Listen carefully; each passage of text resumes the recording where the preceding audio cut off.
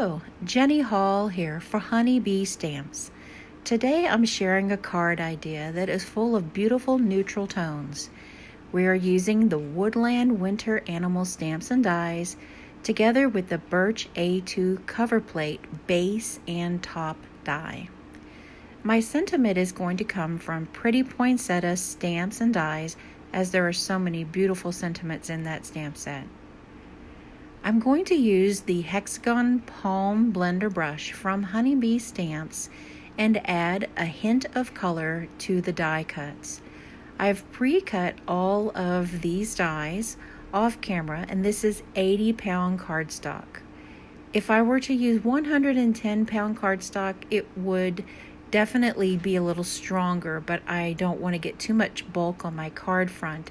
So I find that just moving the brush in an outward motion is really good in order not to buckle those dies. Those little die cut areas sometimes can be a little thin, and they can kind of tear and move in places that I don't want. I made sure that the one with more trees, which is the bottom plate, was a darker brown than the top. I've secured my card base down to my work surface with a piece of Post-it tape and will now use some beautiful rich colors of Distress Oxide ink. This card does not use too many different colors. Instead, I think it's really great to be able to get a variety of colors from what we have on hand. I'm going to lighten up the browns as I move up to the top area of the card base, and I'm also careful not to use too heavy of a hand when applying the ink down to the paper.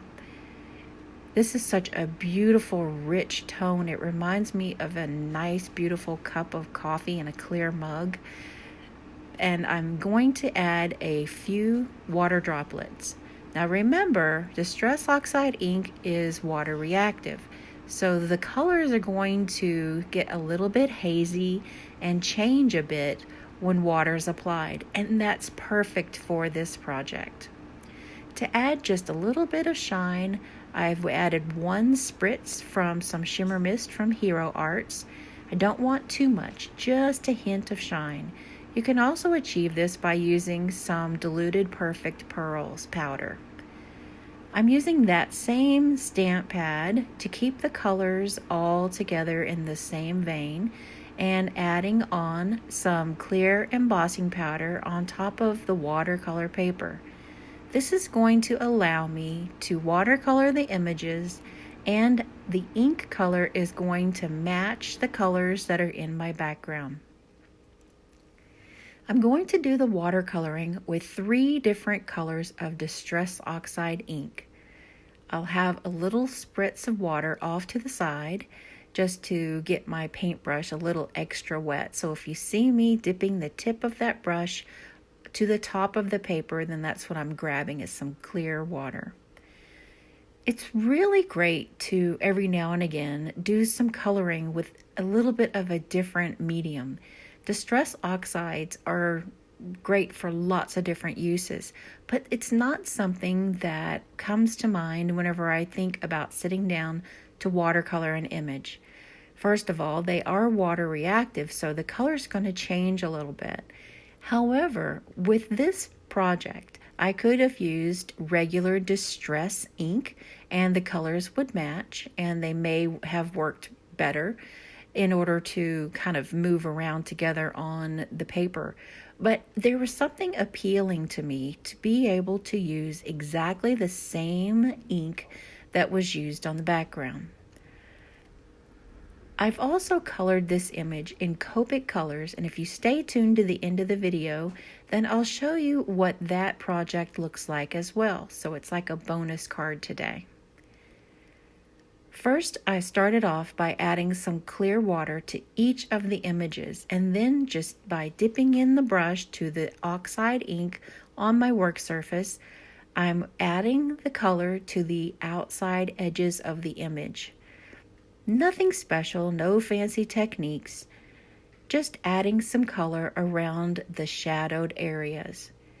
The distress oxides are working out just fine for doing the coloring, and I really like the results that are coming. It's not a crisp, clear, translucent look after the project finishes drying.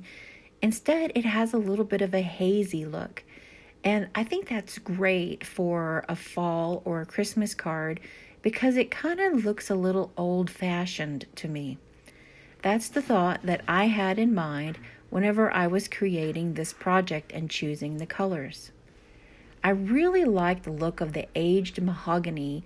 It's a red, but it's so brown in ways that I thought it would work perfectly for the neutral tones in this project.